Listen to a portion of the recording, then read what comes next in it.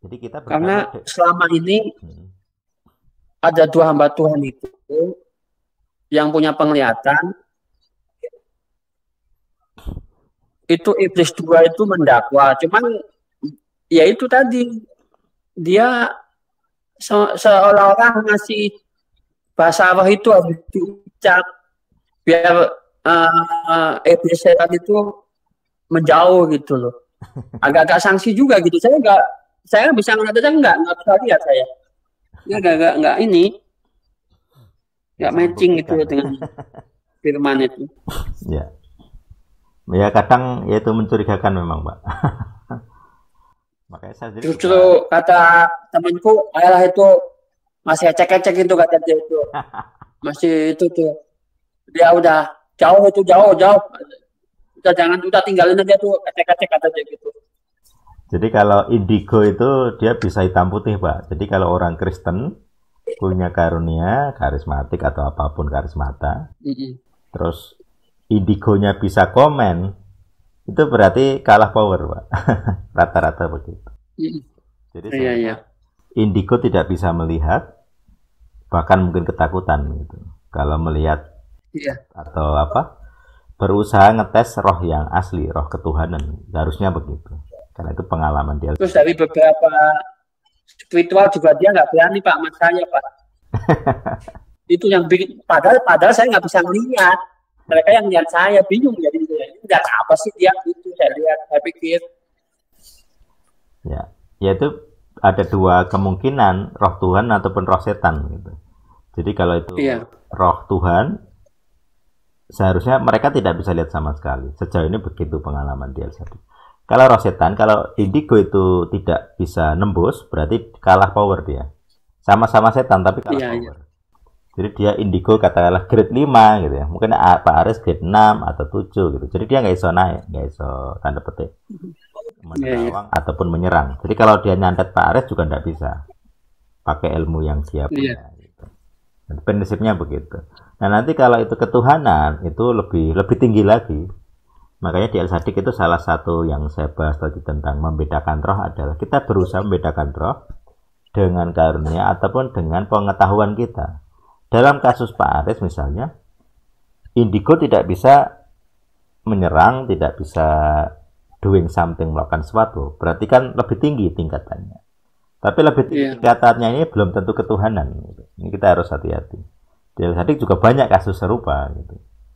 Kok ini kok merasa ampuh gitu. Ternyata setan. Bahkan pendeta. Ya anehnya saya tuh nggak bisa ngerasain apa-apa. Dia bisa ngoceh segala macam.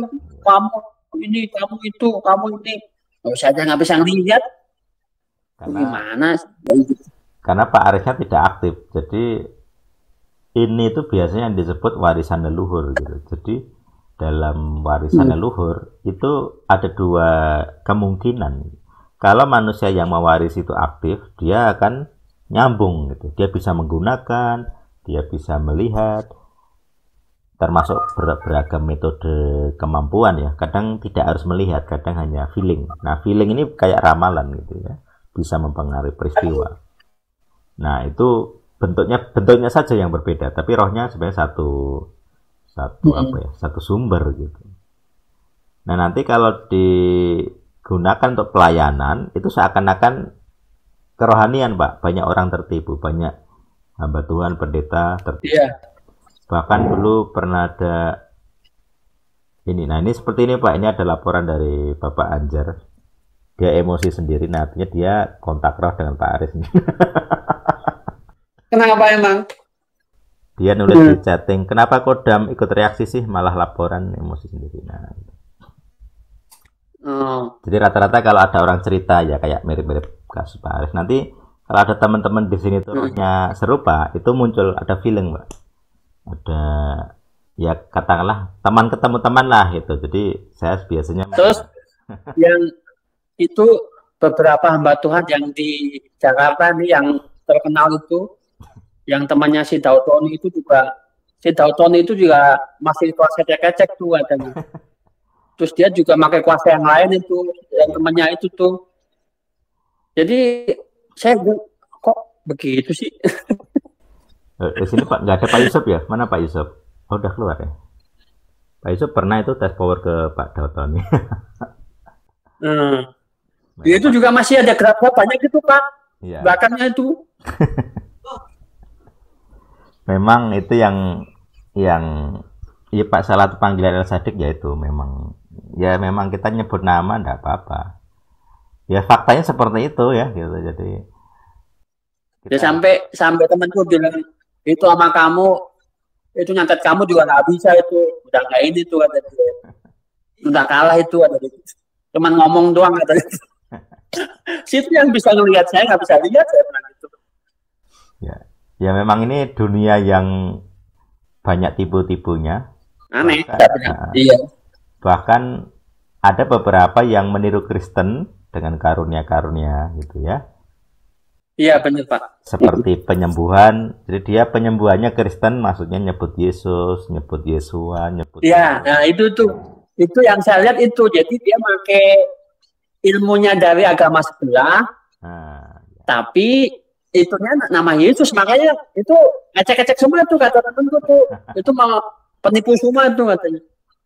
Iya, jadi itu kata temanku sama engkongku itu bilang begitu. Banyak Pak, jadi makanya ada beberapa cerita gitu dari entah pendeta atau hamba Tuhan yang mencurigakan dengan pengalaman-pengalaman ketuhanannya. Jadi walaupun nyebut Yesus tapi kok seperti itu. Misalnya saya dulu awal-awal itu di 2016 di awal-awal pelepasan nih, saya coba melihat dokumentasi orang melakukan pelepasan gitu di YouTube terutama ya. Salah satunya Ted Joshua dan kamu, termasuk di Indonesia juga ada. Jadi ketika pendeta melakukan pelepasan, ciri khasnya satu, tidak ada pengakuan dosa. Jemaat yang dilayani tidak ada pengakuan dosa. Yang kedua, main usir saja. Gitu. Terus yang ketiga, itu seringkali terlihat kalah power. Dulu pernah kan ngusir, aku lupa siapa ya, entah Roro Kidul atau apalah bahasanya. Jemaat yang diusir, yang kerasukan gitu, itu ketawa-ketawa gitu. Jadi pendetanya kami usir gitu. Dia ketawa-ketawa melihat pendetanya. Ini masalah berarti. Bagaimana Yesus yang katanya gitu, nama di atas segala nama, tapi kalah power dengan roh seperti itu. Ketawa dia dan tidak keluar. Jadi setengah jam itu saya tonton terus itu tidak pernah keluar ini roh itu. Jadi sampai video selesai, rohnya masih di dalam. Orangnya masih manifestasi, masih kerasukan. Belum keluar. Gitu. Berarti ada masalah ini. Entah masalah metode, entah masalah iman atau bagaimana. Itu di awal-awal dulu. Akhirnya kami di El Sadik saya rumuskan harus ada pengakuan dosanya. Nah, gitu. Jadi apapun pelayanannya di pengusiran harus jelas dosanya, harus diakui. Hanya sekedar diusir tidak ada gunanya. Gitu. Nah, ini memang nanti akan membedakan. Nah, nanti kita punya dua pengakuan dosa. Satu dosa aktif yang kita lakukan sendiri. Yang kedua itu dosa pasif. Nah, yang Pak Aris akui di depan tadi itu dosa pasif, dosa waris. Itu baru satu. Kami punya ratusan. Apalagi kalau etnisnya Jawa, kami punya lengkap. Kalau etnisnya bukan Jawa memang belum lengkap. Kami belum punya sampel ya. Iya. Tapi kalau Jawa, kami punya sampel lengkap. Nanti kalau Pak Aris berminat bisa ngikuti terus tiap Senin. Plus nanti bisa ngikuti kurikulum pelepasan. Nanti saya pandu bisa lewat WA atau lewat sesi kita seperti ini. Nanti cukup ya kayak tadi saya kirim draft kemudian diakui. Nanti dengan pemahaman saya sedang merasa bersalah atas dosa ini, intinya begitu. Nanti pengaruh Pak. Iya. Hanya membaca tanpa ada hati itu nggak ngefek Pak. Karena dulu pernah kan saya larang ini tidak boleh disebar ke publik gitu ya pengakuan dosanya. Tapi ada teman yang saya layani itu dibawa ke temannya yang muslim gitu. Coba kamu baca ini ngefek nggak? Ya nggak ngefek. Iya, pasti nggak ngefek karena nggak nyantong. Ya, nggak nyambung ya, nggak ada pemahaman. Iya, nggak connect. Ini pengakuan dosa, ini saya harus merasa bersalah dan sebagainya. Jadi kalau bahasa ilmu itu rasa sama rasanya nggak ketemu Pak. Ya, itu seperti itu. Atau kalau dalam bahasanya gereja-gereja itu namanya katekisasi. Jadi sebelum baptis ada katekisasi, ada persiapan gitu. Nah, sebelum pengakuan itu juga ada persiapan. Persiapan apa? Hati gitu. Kalau orang mau perjamuan kudus, persiapan hati dulu. Kalau ada dosa tidak boleh ikut, gitu ya. Kalau tidak ada ikut, ini bahasanya GKJ GKI ya, pendadaran gitu ya. Tidak boleh ikut gitu. Iya, pendadaran ya. Kalau Jawa kan GKJ, saya kan dulu juga gitu, Pak. Ya. Jadi kalau nggak ada pendadaran tidak boleh ikut perjamuan kudus. Nah, itu juga sama. Nanti orang mengucapkan pengakuan dosa di El-Sadik hanya membaca saja, menirukan, itu tidak ada efeknya. Kalau di dalam hati itu tidak ada rasa bersalah, menolaknya, menolak setan dan sebagainya. Jadi itu nanti membedakan. Dan memang teruji gitu. Jadi orang-orang yang seperti tadi ya, dites dengan yang tidak seiman nggak ngefek. Terus saya bilang ke dia, ya memang nggak akan ngefek gitu karena dia tidak ngerti bahwa itu pengakuan dosa gitu. Tapi bagi yang sudah ngerti minimal pernah dilayani sekali gitu, terutama yang mayoritas orang yang reaktif gitu. Jadi kadang lihat video di El-Sadik itu yang pelepasan bisa mual-mual sendiri di rumah. Iya. Ya, jadi seperti ini tadi ketika Pak Aris cerita ada teman komen nih, marah-marah gitu. Yang marah bukan manusianya, tapi rohnya. Yang marah kodamnya yang dari saya ya? Atau apa tuh? Dari dia Pak, dari Pak Anjarnya. Oh gitu. Ya. Dia kan komen ya, ini Pak Anjarnya komen. Gitu. Kenapa kodam ikut reaksi sih, malah laporan emosi sendiri. Jadi dia melihat Pak Aris yang ngomong gitu, dia marah. Karena kenapa tuh? Ya karena Pak Aris bagi dia itu membuka informasi. Ya itu, ya. Benar. Artinya kan dia pengennya kan itu rahasia ditutup-tutupi gitu loh Pak. Ini Pak Aris kan ngomong kan. Iya. Dia sebagai roh yang satu kawan, marah-marah, satu legion, satu kesatuan. Satu legion. Ya. Kok malah cerita? Saya itu ya kalau punya cerita ya, saya itu dari raja, dari puter giling, dari manapun kata kongkong itu udah di saya semua. Jadi sekali diucap udah sekolong dunia, katanya ngelihat aja kagak, gimana mau percaya. Tapi dengan itu diucapkan jalan gitu loh.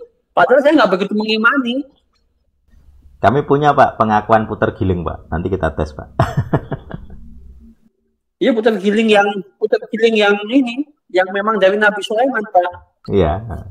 Jadi saya punya kitab buku Al-Hikmah lengkap. Tenang saja, kita punya.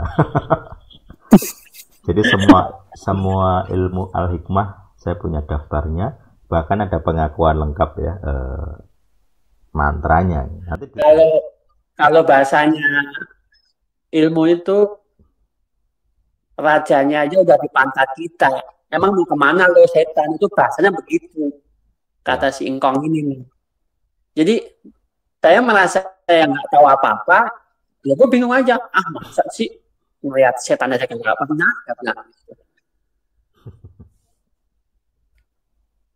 Jadi raja, ratu, puter, giling. Jadi kalau bahasa orang, mau lagu apa aja udah ada, tinggal ngeluarin, tinggal minta mau apa, minta jodoh, kemakmuran, naik pangkat, ada semua. Kesalahannya satu, saya nggak bisa lihat, kan berarti kan bodoh. Ya, tapi terbukti dia yang enak, yang bersih, saya yang jatuh gitu, bahasanya begitu. Jadi kayak kadang itu yang bikin saya kesel gitu loh. Nah itu membuktikan bahwa kuasa-kuasa yang penyembuhan yang seperti itu tuh setanik Pak, bukan ketuhanan. Ya itu tadi, makanya kan saya ada dua sisi nih. Saya di agama nggak selek-selek amat juga, saya tahu pakemnya tentang ketuhanan Yesus, pengorbanannya saya tahu sedikit kan. Yang ini juga setengah antara enggak dan iya gitu loh. Yang sebelah ini gitu loh. Iya. So, dua-duanya jalan makanya jadi rancu. Mau yang mana pilih, kanan atau kiri? Sulit dibedakan ya Pak ya? Ya sudah dibedakan karena semuanya baik Pak. Itu pemahaman saya semuanya baik.